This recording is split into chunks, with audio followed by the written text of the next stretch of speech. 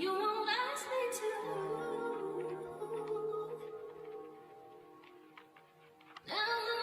We won't always be the ones who gon' pay for our decisions. Sometimes it be our children, gotta pay it back with interest. It's tough being a dad when as a man nobody listens. You do right, that's expected. Fuck up, you better fix it, I'm just venting. My children show me love without condition. I can never understand the things that made my dad grow distant. I'm at every baseball game, cheerleading competition. That sparkle in their eye turns from a dream into a vision. Y'all don't get it, the world we living in, it be confusing me. No deadbeats around here, we co-parent beautifully. A new dad era, we active in our community. I know it's tough providing and stressful every time you gotta sit your pride aside. It makes it worth it when they smile. I can't let my daughter down, I won't let my daughter down. The way some people treat children, it be hard to digest. A lot of choices that I made are weighing on my conscience. Shout out to sports, shout out to Firehead for the podcast. Moving forward, I'ma always be a dad in progress, the dip. Welcome to another episode of Dads in Progress podcast. I'm your host, Sport. And to my right, I got my right hand man. How we feeling, fellas? We good. What's up, Fire? Oh, man, it's wonderful, man. It's wonderful. It's a blessing, man. First and foremost, before we start off everything, you know what I mean? I just want to say we honored to have you here, Ken. Special guest today. Amongst the men, man, sitting at the table. You know what I mean? It take a lot to get these guys down here, so we definitely appreciate you taking the initiative to come down here, man, and chop it up with us. Yeah, so it's a special episode, and we got a special guest, episode 90. We got Kenneth Thompson here. Kenneth Thompson, give him a little background of who you is. Everybody know my name. Kenneth Thompson. I mean, this Dad's in Progress, so first and foremost, I'm a father. Got 3 sons, a grandson, and I got a son on the way. Yeah. Big time. Congratulations. Yeah, Congratulations. that's like my opening. I'm telling everybody. You popping out right here. I got a son on the way.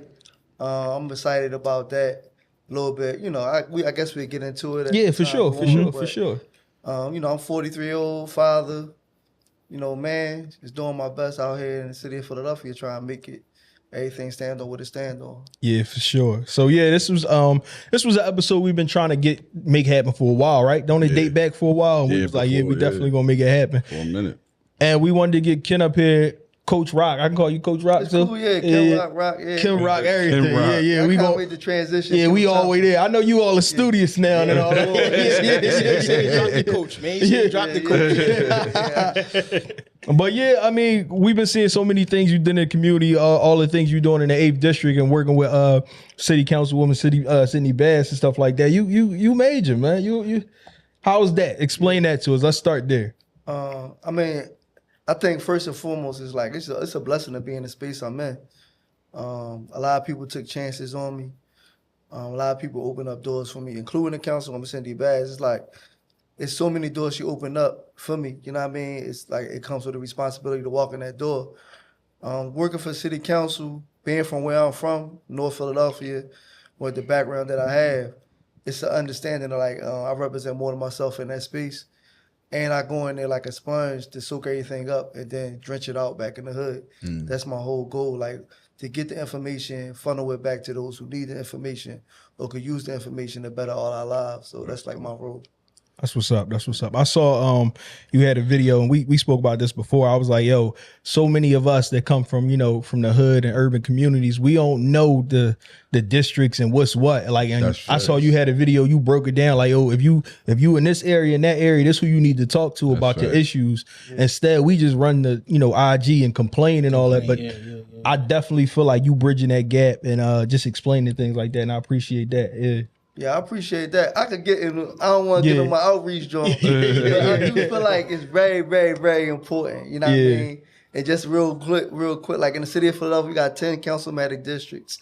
You know what I mean? We got 17 council people. Right. And every time it's like we learn in school, we learn these things like the 3 branches of government: executive, judicial, and legislative. So city council is that legislative district where they, they appropriate funds, they legislate law, and they investigate services, and all those services impact us, right? In all the different ways that we don't know. Like, or I was telling somebody earlier, like in Philly, it's like we just get comfortable with living at the bottom of where we living at. Absolutely, but we deserve so much more. Yeah, and it's up to us to like understand that and then to push our elected officials to do more for us or to do more with us. Right. Yeah. You know what I mean? So that's the space that I'm trying to occupy, like just funneling that information down, because it's hard for them to be in government and still touch the person that's on the corner of, say, 29th and Lehigh. It's very, very hard.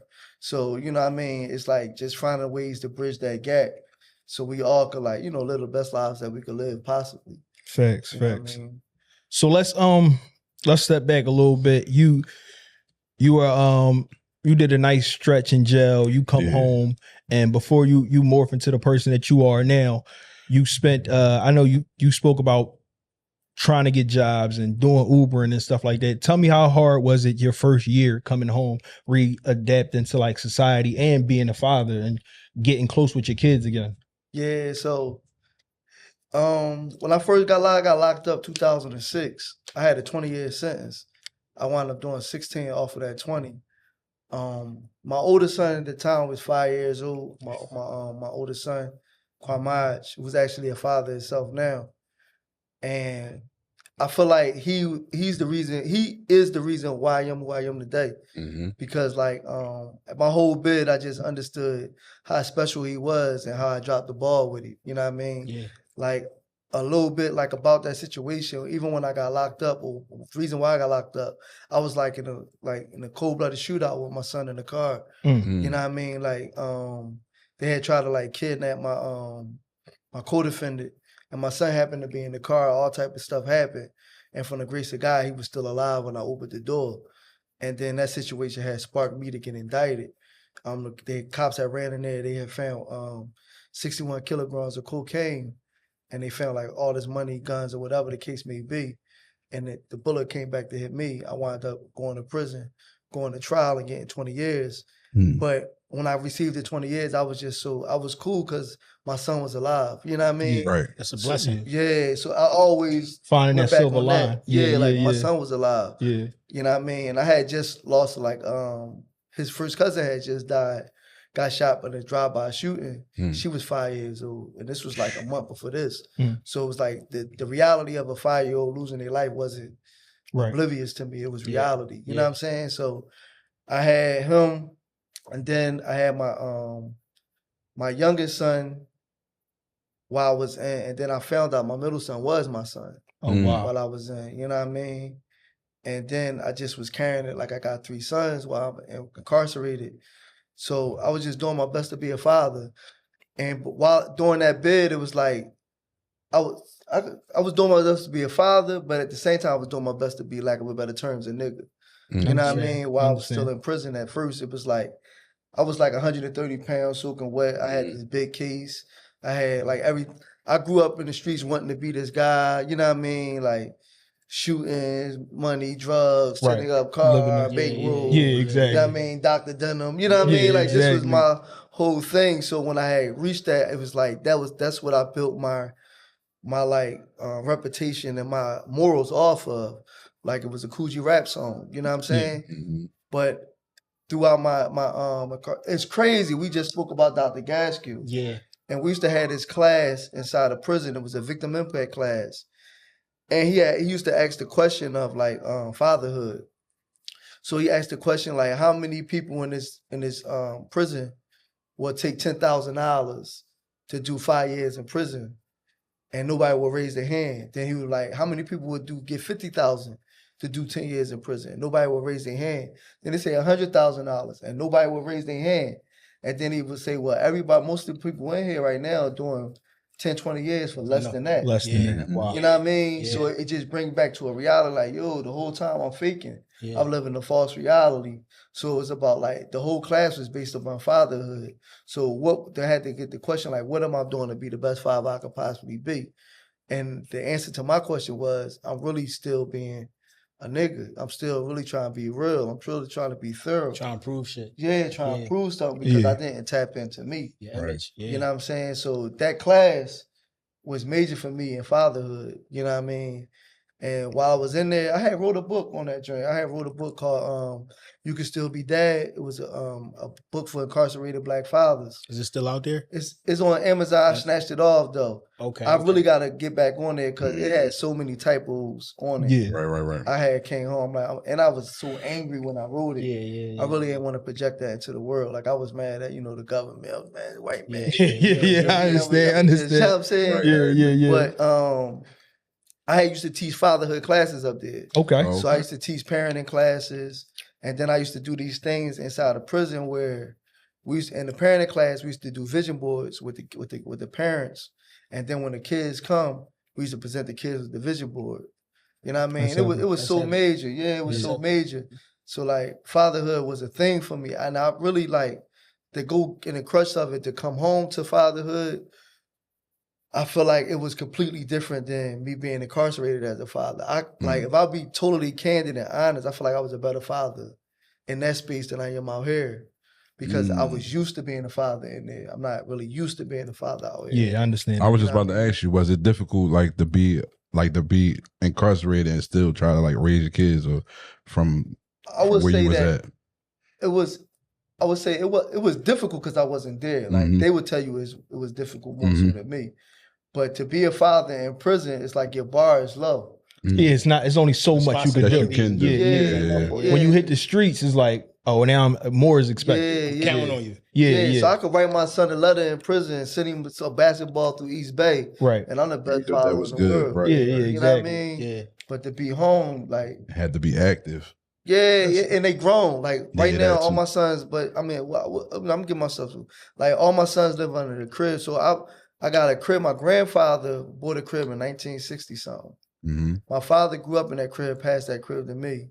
I fixed that crib up, and now my 3 sons living in that crib. That's dope. You know what I mean? So they all lived together. My grandson there as well. So like, but at the same time, that might be a kudo for me, but that's not like the awe of being a father. Right. Yeah. You know what I'm saying? Right. Like they still in that joint, like, you know, they still struggling, like emotionally, trying to figure it out. Trying to figure it out, especially my son. Which we all are. We all are.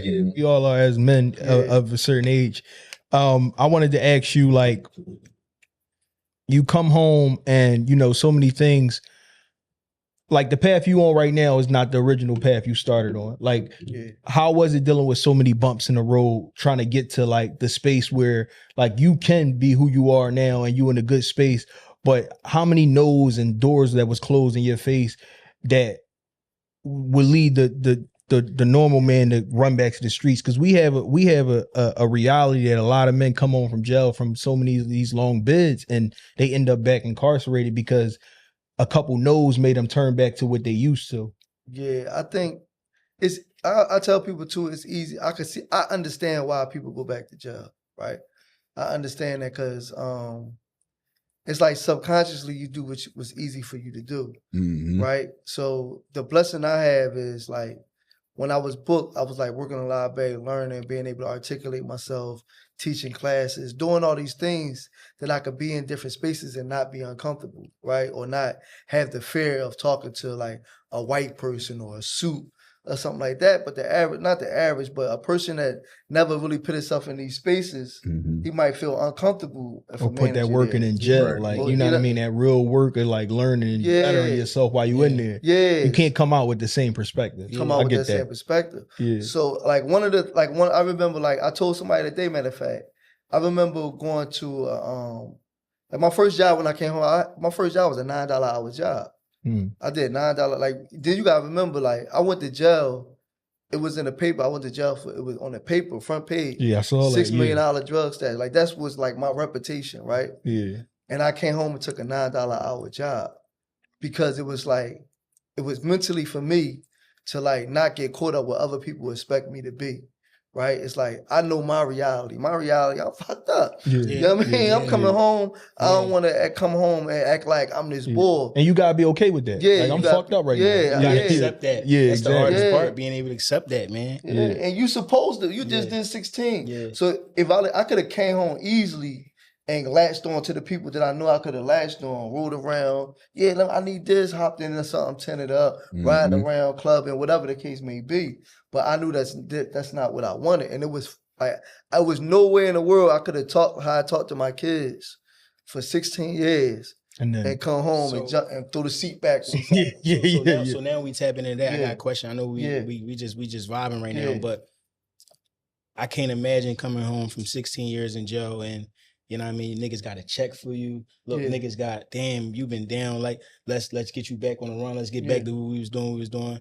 Like, how could you be able to say, you know what? No, I'm not on that. Was that hard for you? Was the opportunity there for you to jump back and get busy after 16 years, 2006? Yeah, for sure. I think the opportunity, I think people waited on that.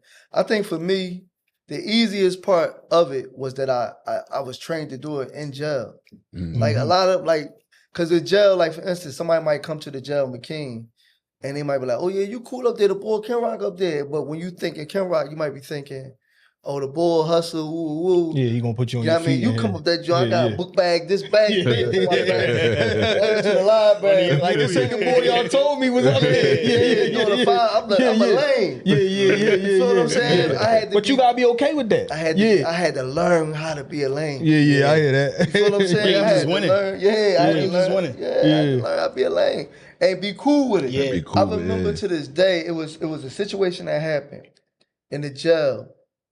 And I forget the whole gist of it, but it was like I talked the car out of like in the feds like cars, Philly car, DC car, whatever. And it's like, you know, Philly, you don't go. You gotta like, so I talked the car out of like getting on go. And a lot of people wanted to go on go. And I talked them out like, no, we gotta chill, woo, woo. And I remember a young boy coming to holler at me and he was like upset with me. And he was like, man, you still got a reputation, man. Don't lose yourself in this stuff, this, that, and the third. And I felt some type of way. I'm like, you know what I mean? And I pondered over it a lot, you know what I mean? But at the end of the day, I had to think my responsibility in that space was to keep everybody safe and calm. And that's what I did. But that was my first time like thinking like, dang, some people look at me like I'm a nut. Or some people look at me like I'm corny. And I had to wear that on my face going to the child hall or whatever. Right. I wasn't just a thorough boy to everybody. But and coming home, it was like I was already comfortable with not being thorough. You know what I mean? In the eyes of some people. And I'm cool with that, even to this day. That's what's up. That's work you put in while you was still in. That's heavy. And prepared you that. I respect that. But let's get to fatherhood. Like you said, you got 3 boys, you a grandfather, and you got a kid on the way. That was the big news. How are you preparing yourself for that? Like we spoke, like how this is a point where you haven't really lived that era of like newborn baby and years. Like, you know what I mean? You went to jail when your son was 5, like that era. Booked this whole time. Like, Even like, when my son was born, I was at Glen Mills when my son was born. Okay, Glen Mills, man. I was a staff there, man. 2018. Where? Which one? Glen Mills. What unit? I was at Van Buren. They used to call him Van Buren. Shout out to Glen Mills, man. They gave me my first job opportunity, man. We need that again for the youth. That's shut what all that shit down. We missing Glen Mills. Something like that, missing right? Slayton Farms, Glen Mills, St. Gabe. So those places to put that little. They missing it. Don't save my life. Chastise the kids. Different discipline. That's no excuse. Exactly. We missing it. But how you go ahead? What you was talking about? Say like, I never raised my kids. All my sons was born while I was booked. You know what I mean? With this son right here, it's pretty much like just breaking into the responsibility of it, right? Like, and the responsibility of just being a man, like being like, I think like part of being father is being a man, right? And being a man, you know, you got to grow into being a man. So and that come with like how you treat women. Exactly. You know what I mean? All that, I'm still like I came home, I was married, I had to get a divorce, you know what I'm saying? So all that was like, I just wasn't ready to be like a husband. I wasn't ready to be a man. I wasn't ready to be a father. Like all these things, because I came home and it was like, yo, you feel what I'm saying? And it's like I wanted to do certain things, but I wasn't ready to be certain things. Right. So even with like fatherhood, it's like it's about now with me, it's like just securing a secure space. That's my number one thing. Securing a secure space, keeping myself safe and secure, and keeping my kids safe and secure. Right. And that's like my number one thing now because, my response, my history with fatherhood is like, I remember like just like feeling bad, like having my kids growing up in the same neighborhood I'm growing up in. Or like my son played ball real good. Went to LaSalle College High School. Yeah. And stopped playing ball. Yeah. You know what I mean? But I always looked at it myself like, damn, if I was there to wake him up every morning. Yeah, Just yeah. I give was him there that to push. give him that, Give that push, yep. that confidence. You know what I mean? I wasn't. You know what I'm saying? So it's like a lot of things I still subconsciously might blame on myself. You know what I mean? Of not being there. But with this one, it's just like I got opportunity to be there. And at the same time, I got to still be a father to my other kids. So how do that correlate? And how do that fit in? You know what I mean? And being a grandpa. And being a grandpa. Yeah. I was about to ask, when you came home with your other kids, like rebuilding that relationship and that father-son relationship with them, was there a lot of pushback from them, like as far as like, because you've been going for however long? Yeah. So I remember like when I first came home, it was like me and my two youngest sons, we had the biggest like rift. Mm-hmm. It's like I think my youngest son expected me to be like, this hustler coming home. Cause he was like caught up in the drill music. Right. Yeah. And my middle son, he real smart, but it was like I just came home like on what I'm on. Like I'm on what I'm on. Like I'm like straight up and down. Let's do this. This how you do this. This how you do that.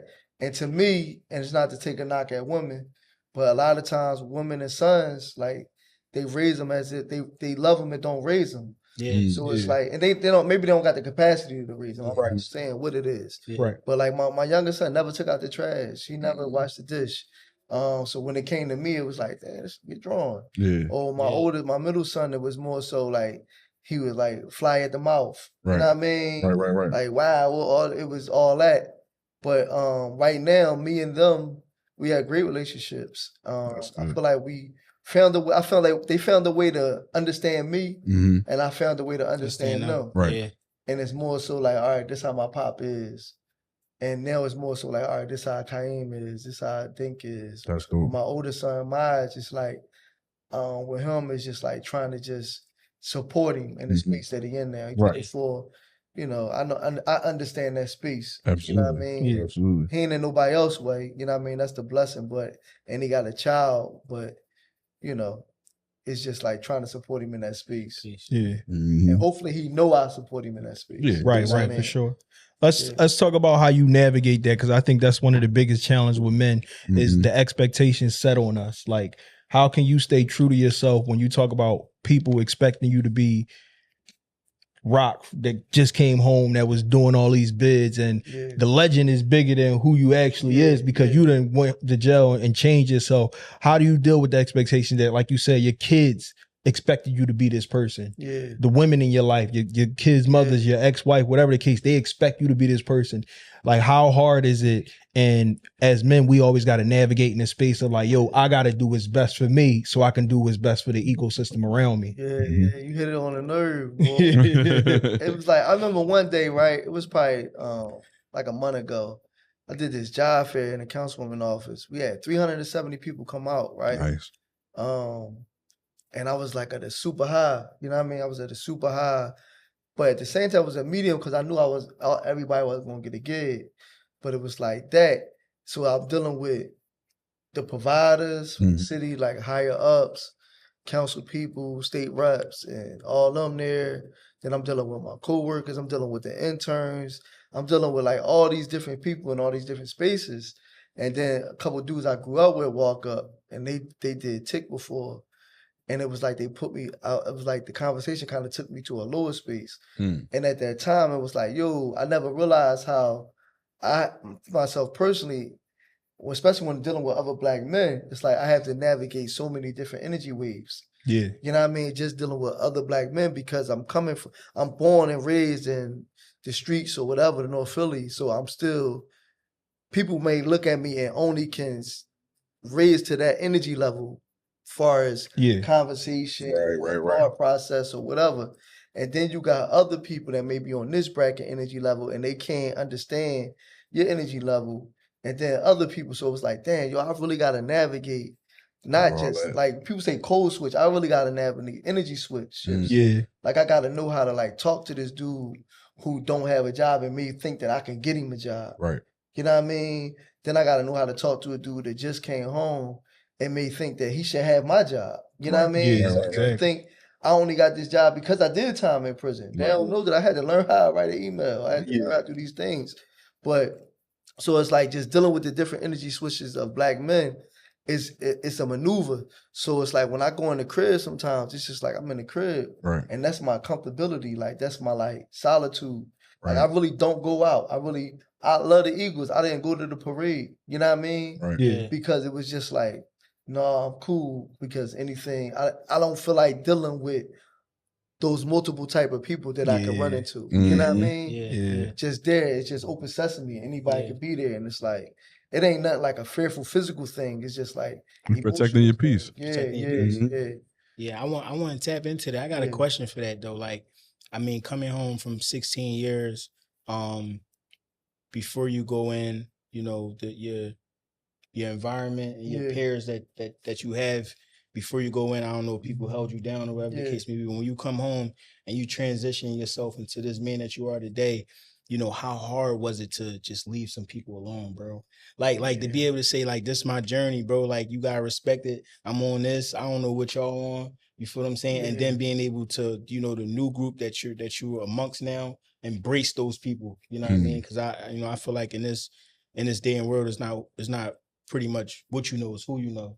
So being able to network into a whole different dynamic. Like, talk to me about that a little bit. Let me tap into that. It's crazy because I forget who it is at this moment, but I listen to it's this joint on YouTube. It's called Founders or whatever. Okay. They break down like all these books of like these founders or whatever. But it was one of them that said pretty much like when you transition into different spaces, it's like it's a space where you no longer have your old friends and you're no longer accepted by new ones. So you're in this space like by yourself, like right. So I feel like that's where I'm at this moment. Right, I feel like I'm at this space in between because it's like in this space, like far as city government, whatever, in the spaces that I occupy sometimes, you got to push back there too because it's like people will put you in a box because they know your story. Yeah, they would think that you're not educated enough to be in there or you're not qualified to do what they do. You know what I mean?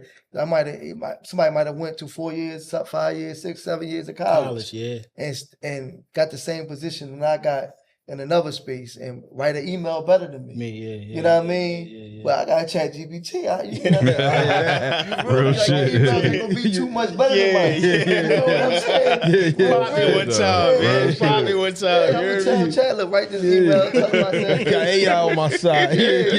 Yeah. So, but I deal with that space because it's like people would, but at the same time, I still got that with me. And I be having to ask my folks all the time, like, yo, sometimes I feel some type of way about something. And I ask my man, like, yo, you think I'm bringing the streets into this space with this mindset? You know what I mean? And he might be like, no. My folks, he might be like, no, you cool with that. But sometimes I do. Sometimes something might happen. And I might just not mess with you. I might be like, man, I ain't messing with Bull. Like, I can't mess with him. And it might not have been nothing to me. It could have been a post that he or she could have did. And I just wasn't feeling it. Right. And I'm like, I'm cool off of that. Right. But it might not be the best professionally. Yeah. But that was like my drink in the streets that keep you away from certain things. Right. Like you bang with who you bang with, but in this world, like it's your network, it's your network. So it's about like I remember it was this event. My son, she had wanted me to go to, and I'm like, I really can't go. You know what I mean? Because it's not my space. And for me to go in that space, one thing about this space is a bunch of it's all fluff. I understand. For sure. You know what I'm saying? For sure. It's all fluff. And they be like, nah, I'm cool. For sure. You know, I'd rather just do the work and, you know what I mean, I'll kick it with Miss Sonia no more, you know what I mean? On Rowan Street. Somebody genuine about this work. Exactly. You know what I'm saying? Ain't looking for a Facebook post or nothing. They just genuine about doing the work. And that's why I try to keep myself at.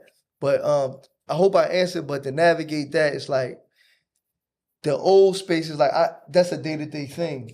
Like something you always like to deal with. It's day to day. Like for sure. Some of my closest that I just can't deal with, and it's not like a knock or nothing. It's just like I just can't do it. You know what I'm saying? How much pressure do you feel, and how much pressure you feel that's put upon you to be in a position? And I talk about like Wallow being in this position too, and stuff like that, with people who change their lives, and the door you walk through only stay open as long as you walk through it successfully.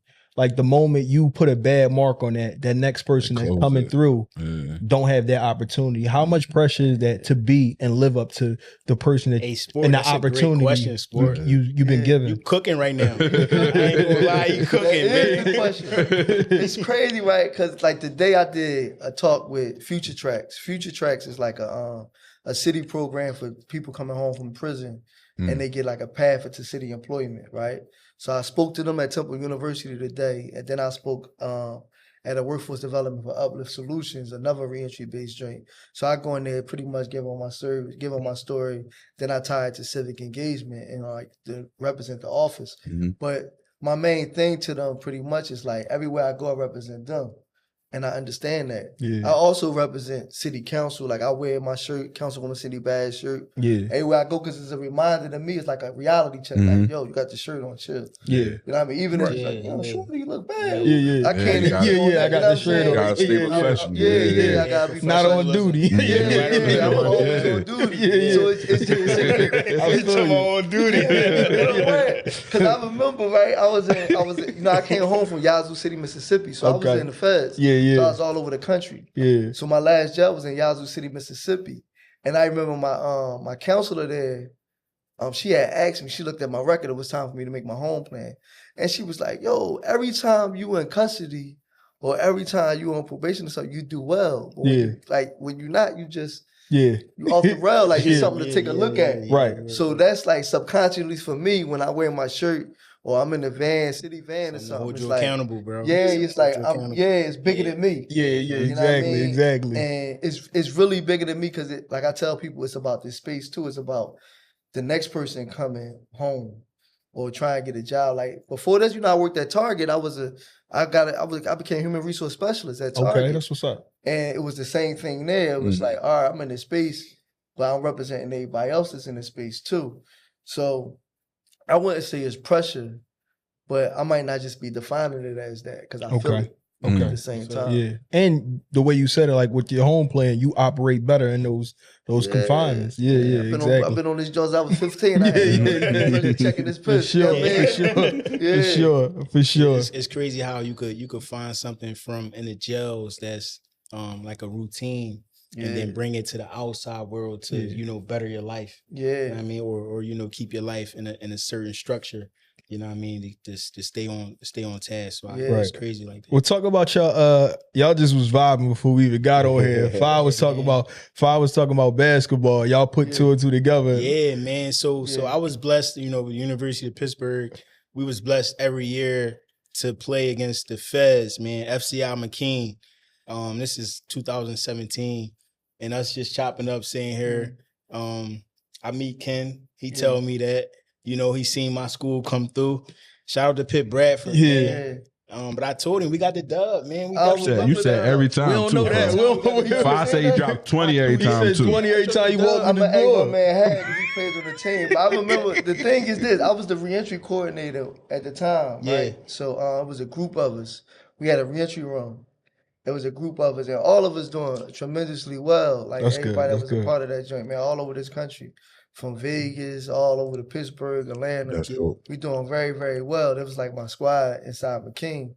We used to do the reentry programs. So we used to work with Dr. Tony Gaskin. Shout out to Tony Gaskin, man. That was my counselor, man. Great guy. One of the main reasons why I graduated college. Yeah, one of the main reasons I'm doing well now. Like, and ain't that's crazy how he can help both of y'all in two different sectors. You know what I mean? That's crazy. A black man incarcerated and a black man that's in college. And it's a black professor. And a black professor. His father was he was a DEA agent. His father was locked up.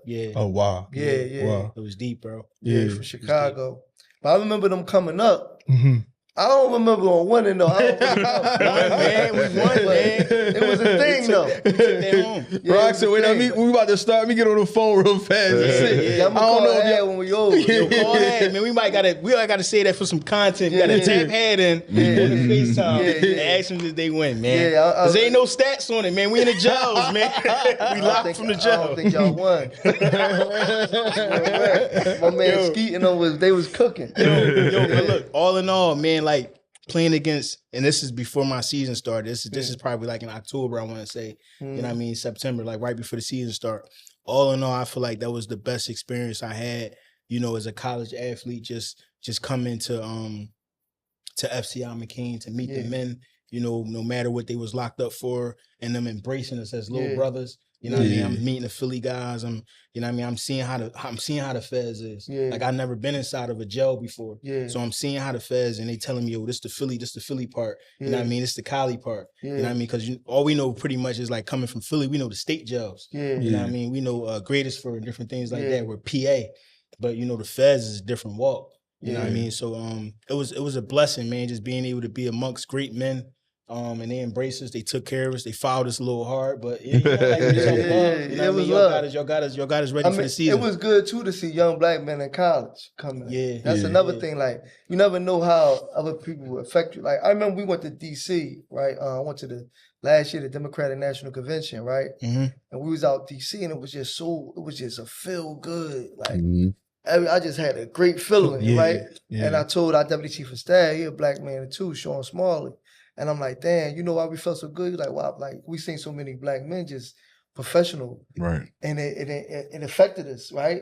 But I said, but what's the equality to that? Like when we go back home and go to Philly and we see so many black men doing bad. Bad, right. Do that equally pull from us? Yeah, if it can pour into you, do it pour out? Yeah, exactly. That's like, deep. Yeah, Exactly. so like it pull from you, like you feel it in your spine sometimes. See black men on the corner, broke, bummy.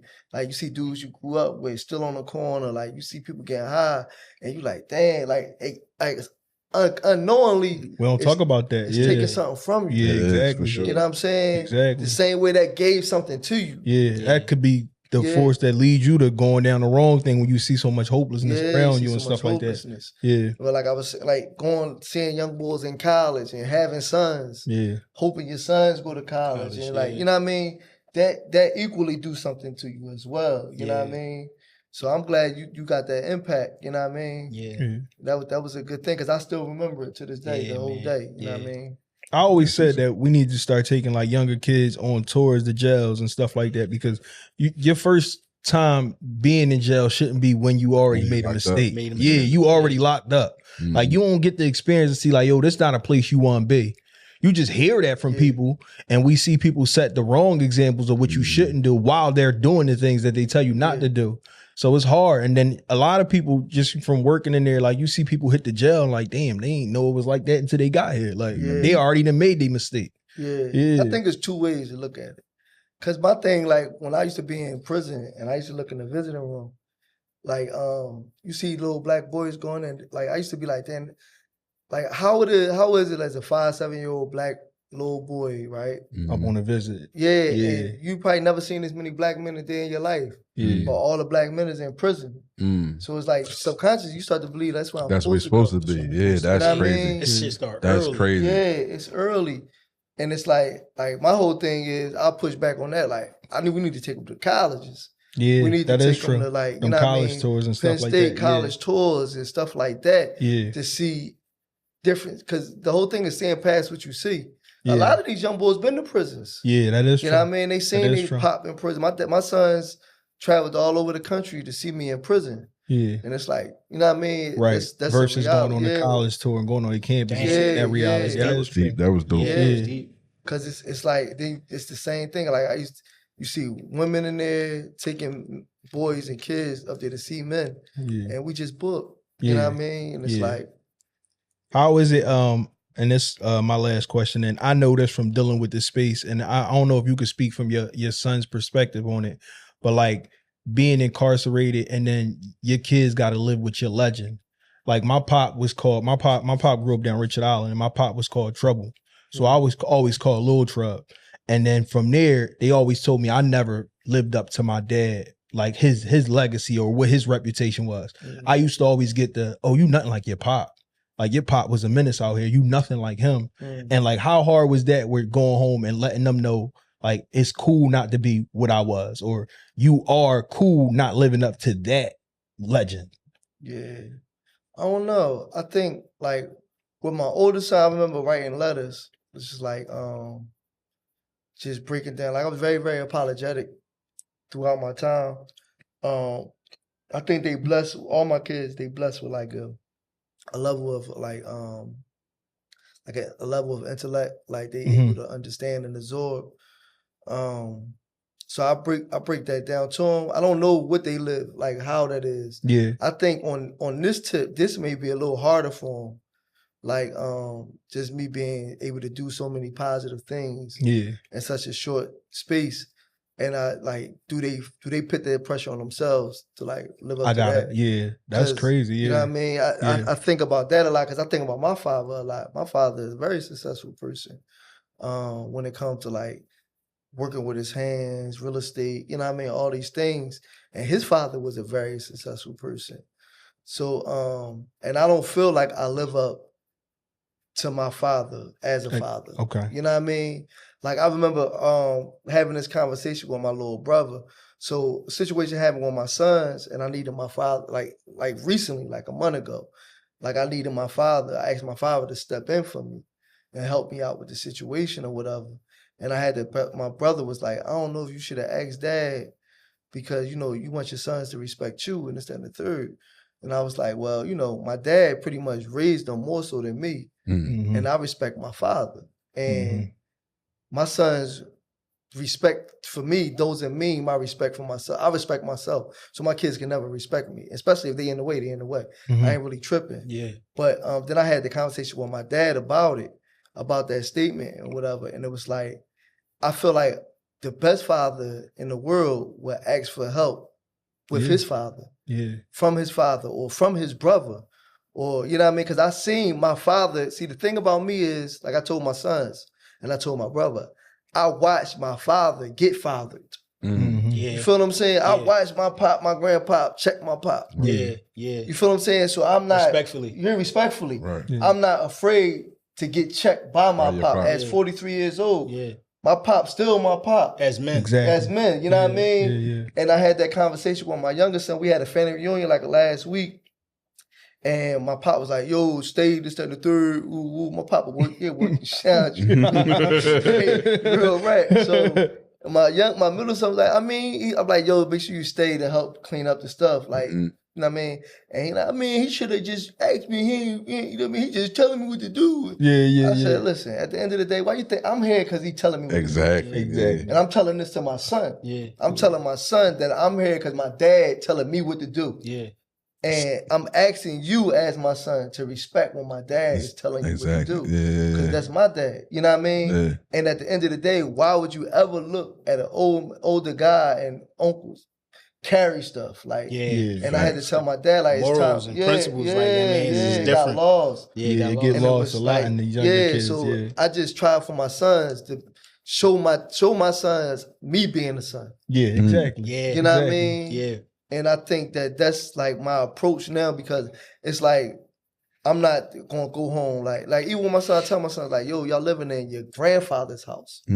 Like your grandfather got this house in the 60s. None of us was thought about. So like respect that. You know what I mean? Like understand like you can this joint it's generations in this joint. My grandson in it. So it's like the lineage as far as fatherhood is deep. You know what I mean? And I'm still learning how to be a father and at the same time learning how to be a good son. Because I was, you know, I ran away from my pop. I went to the streets. I did that. My brother ran away from my pop, got killed. You know what I mean? All type of stuff. So, you know what I mean? It's just deep. It's a lot of layers we wear as men for a son, you know, father, all those uncles, all types of things like that. Brothers, all that. Exactly. My last thing I wanted to say, just to give you some kudos, man. Kudos. Like for sure. My pop, he did a few years in the feds, you know what I mean? And I think one thing that you said that he did was the support behind bars. You know what I mean? I think one thing that he supported me by was, and I think I can't remember, I'm probably like 6 or 7 at this time. You know what I mean? But he told me he was in school, right? He told me he was in college, right? And I know your year sentence was different. Like you can't stretch that out. Yeah, You know what I mean? But you know, just from him being able to support me, and I didn't know until I got older, like till I really knew what jail was. Like, damn, my dad was in jail, but supported me. You know, 4 birthdays, made sure, you know, like you said, I had a basketball. He's sending those things home. So I think you said something earlier about, you know, your support, and I just want to let you know, like, your support behind bars those years, man. No matter how hard it got when you got home, it's still for something. You know what I mean? So I just want to give you some kudos out and just shout out to you because a lot of niggas, they be suckers behind jail. You know what I mean? They, you know, do 16 years and kids don't even know what they got going on. So you did a good job by, you know, putting your work in early. So you came home. I mean, it wasn't worse. It's a struggle with my kids, man. But I mean, I'm still a father. They still call me dad. Like we still got a great relationship. I think I'm hard on myself as a father. In this space right here, so I don't want to be up to like, yo, just a deadbeat pot. No, me and my kids, that's my kids. Be rocking and rolling. That's my squad. But it's like I just want so much for them. You know what I mean? And it's like, damn, I'm living up to what I want for my kids. And if it was easy, everybody be doing it. Like, you know what I mean? It's work in that. It's work in it. It's struggle in it. Fatherhood is not that easy. Like you navigating, you learning, and that's just how it is. Like, so, you know, for sure. It's a progress for sure. So it's always a progress. It's always gonna be a progress as long as you know. As long as we allow. So I mean, I appreciate you for coming. For sure. I love these interviews because when we get it re-energized me, man. Like when we was talking out there and you was telling me how you got the street done, like I could see the glow in your eyes. Like you was really excited about that. Like that shit was really a passion for you, man. I just seen it and I before. appreciate you. And we talked. We gonna definitely work together and try to put some things together. Kenneth Thompson, Coach Rock. Ken Rock. We appreciate you for coming today, man. Y'all can follow him on. You want to give me your social media handles and stuff? My John Kenneth Thompson.